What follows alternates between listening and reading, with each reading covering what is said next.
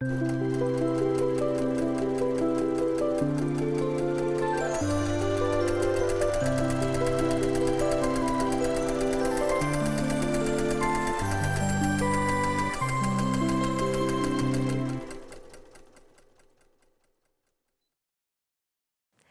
everyone, welcome to Weekend Project. I'm Laura Lynn of the Mama Pop Quilt Shop, and we're very happy to see you here today.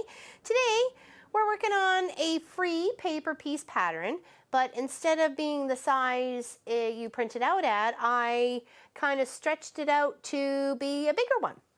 So instead of a 3-inch bumblebee, I'm going to have a 13-inch bumblebee.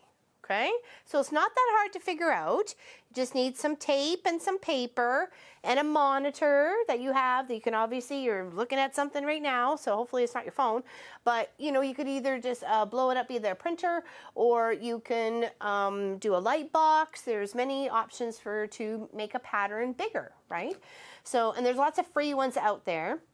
Now this one I was inspired, so we finally figured out where this lovely wall hanging came from, well, and why it came. So it was the Canadian Quilters Association challenge of a 24 by 24 wall hanging. And it's actually, since it's on both sides, I want to be able to do something just as nice on both sides as well.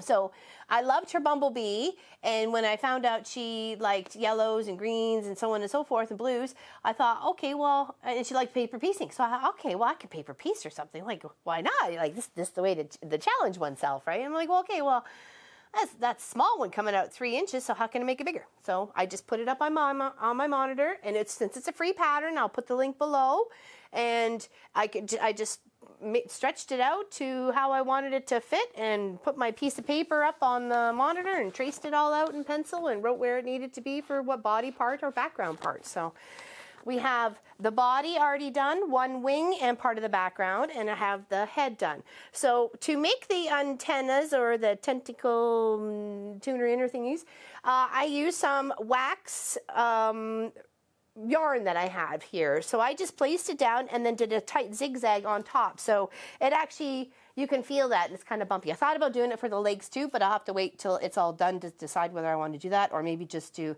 a tight stitch of a zigzag, or a bigger stitch of a zigzag to come down and try and make the legs. So I kind of want to make it as realistic as possible as I can. So I'll go from there. I thought about gluing googly eyes all in here too, but I don't know. All right, so we're at the stage here when it comes. This is a part 2 and a part A and B for this paper piecing for this B. So this would be part B, I believe, is done. And this is part A. So, and this is, like I said, just drew it out the way it was going to be, what steps. This was the first piece of fabric here, then second, third, fourth, fifth.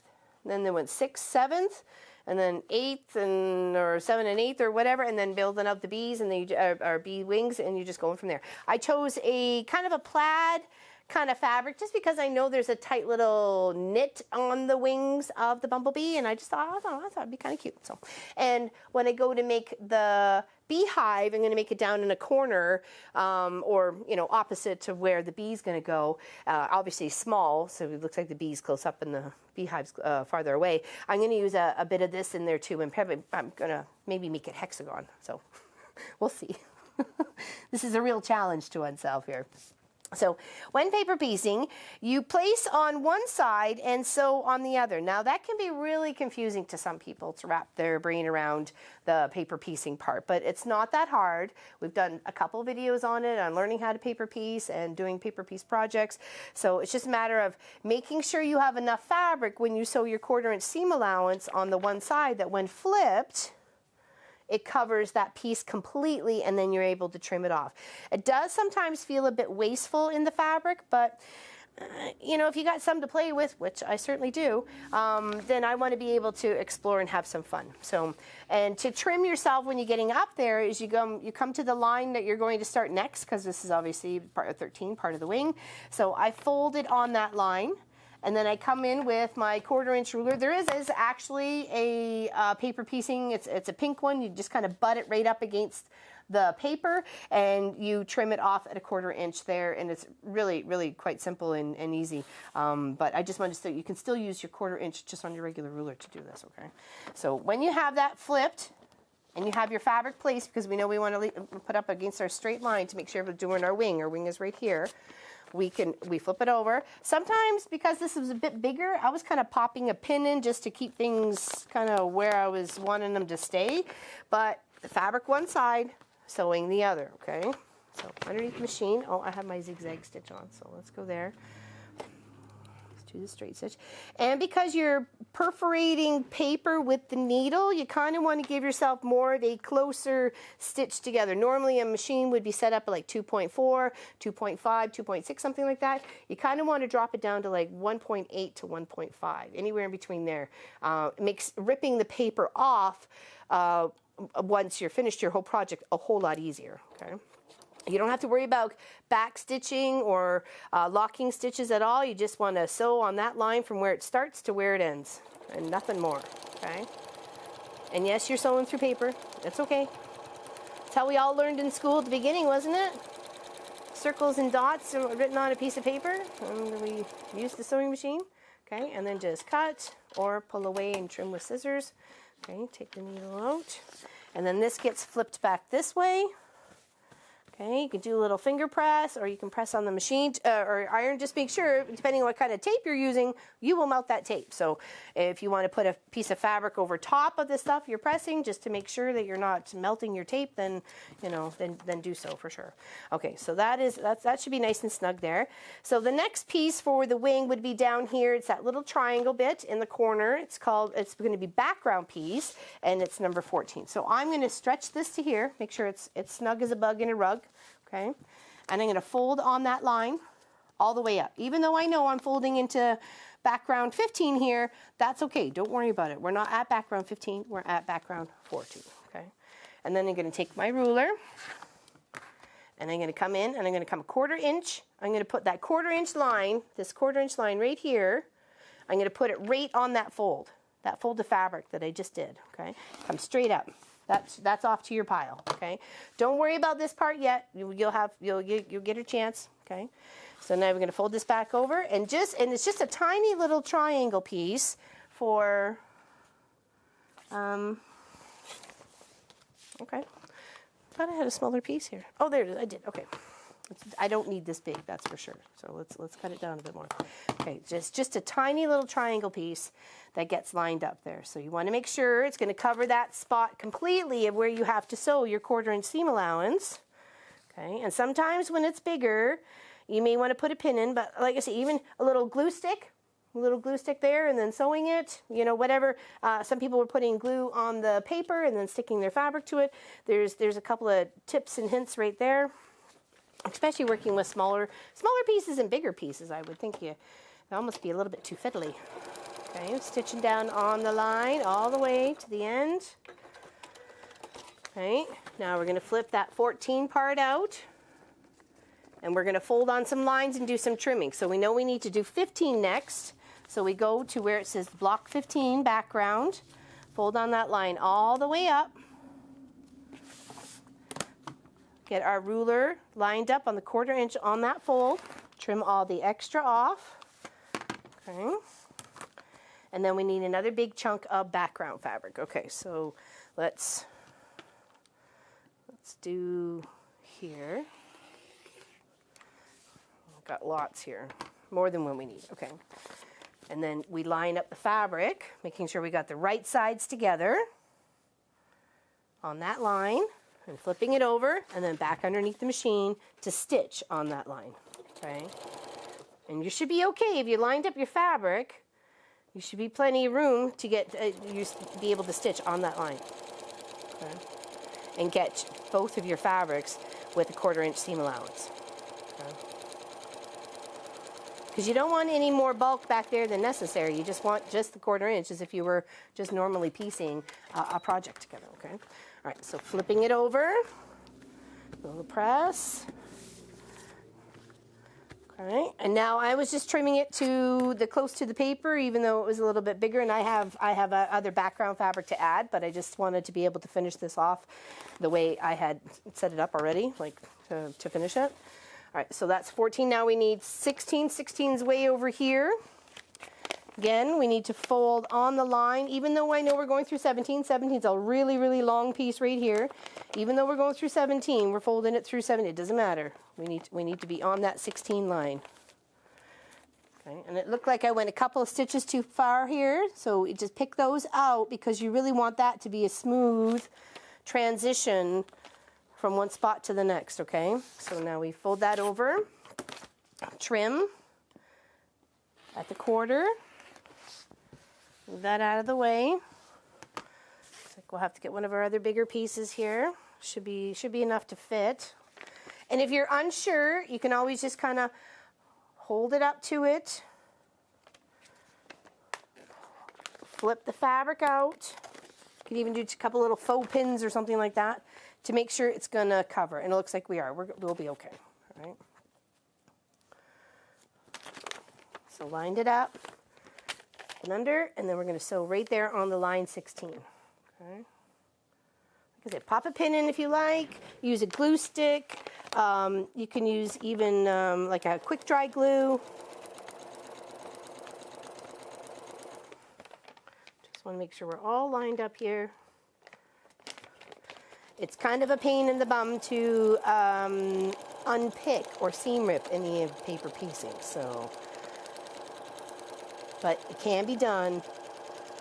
You can always just repair where your paper was with some more tape and then go back and do it again. Okay. So there we go. Press it out. More background. And then we got number 17 here, which is this big chunk. All the way down here. Folding it. Looks like, again, just a little bit.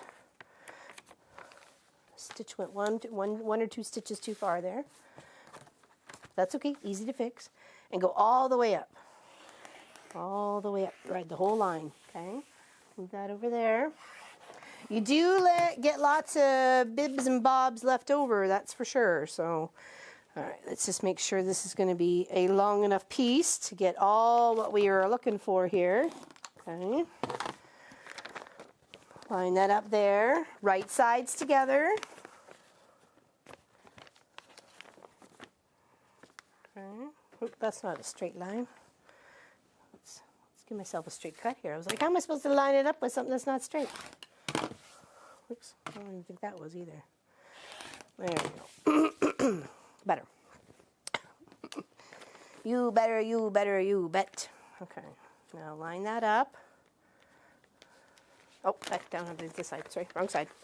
Line up over this side. I was like, wait a second, that seems like a really long one. Okay, here and here.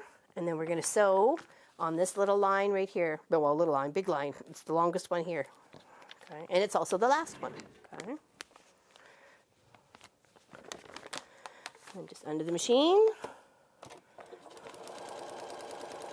And I just used a pencil to trace this out from my monitor. I didn't put a lot of pressure on the screen. Might be easy to nice, like soft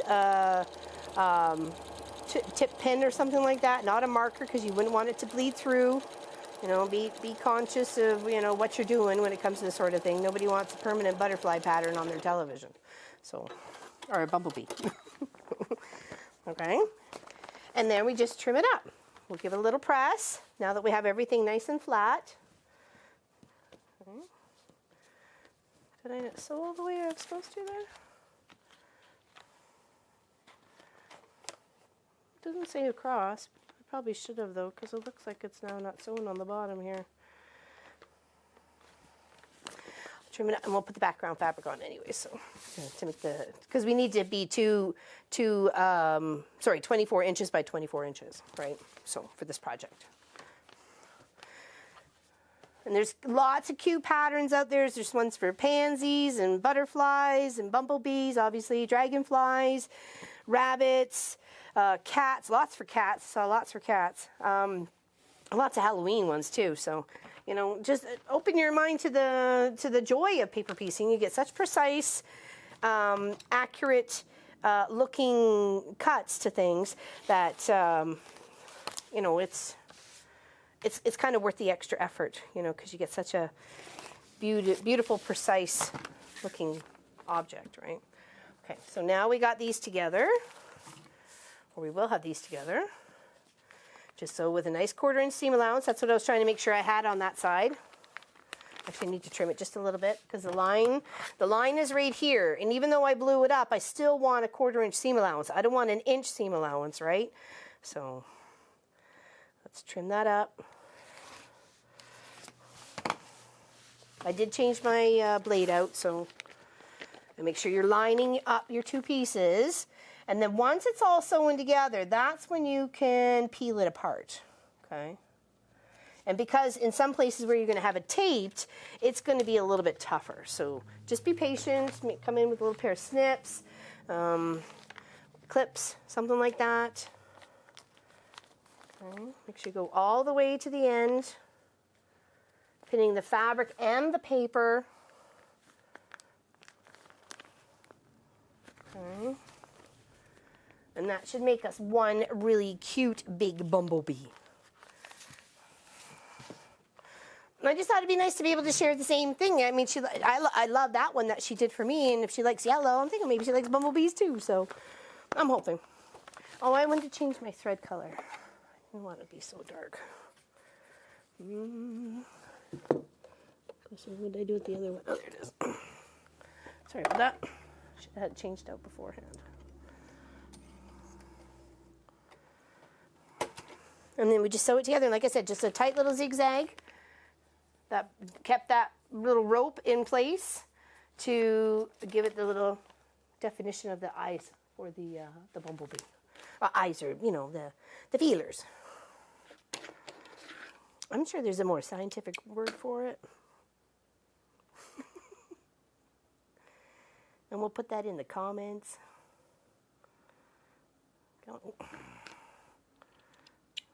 Yeah, I don't know where my old lady glasses are, so there we go. Find it before tomorrow. Okay, now just the same 1/4 inch all the way down.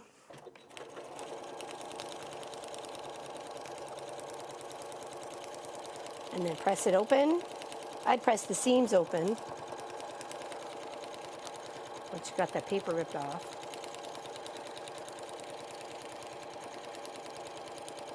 Like I said, I was thinking about doing a hexagon beehive down in one of the corners, or 2. We'll see. And there was also a nice dragonfly one that I stretched out as well, but I haven't traced it. So, and it's also a free pattern. Okay, and then you just flip that up, and you got yourself a cute little bumblebee. Well, big bumblebee at this point. And it's super easy. Super easy. And it really gives the bee some depth and texture with the different fabrics you're using for the wings, the body, the background, that sort of thing. I really chose a really nice bright yellow so you could really see it coming. I thought about making even like a little stinger with the little waxed string, but I was like, maybe not. We'll just leave it the way it is. So, but that is my weekend project, and then I'm just going to build it out with some background fabric because it's the same. Just cut some pieces to fit it out once I've got the paper piece pulled off. And to do that, you literally just fold it back on itself, snug and tight, and then just as if you were ripping paper in school to make it smaller. Okay. And you'll get right up close to those stitches. Here, obviously, I said with the tape, you might want to come in with scissors that you want to be able to use for tape, okay? Depending on the tape you use. If you use masking tape, it should just be able to rip right through. And then that's how you get the paper piecing off the back, okay? And if you want, give a little couple of sprays of starch, and away you go, and off your project. So stay tuned to figure out how this ends up, because it's got to be mailed out shortly, and happy to share it with everybody. So thank you, everybody, for watching, liking, and subscribing, and checking us out on our Guild webpage at www.wesewit.com. And we'll see you very soon. We're doing a live stream tomorrow, 1 p.m. Eastern, Saturday. We'll see you soon. Happy Mother's Day weekend, everybody. Big hugs.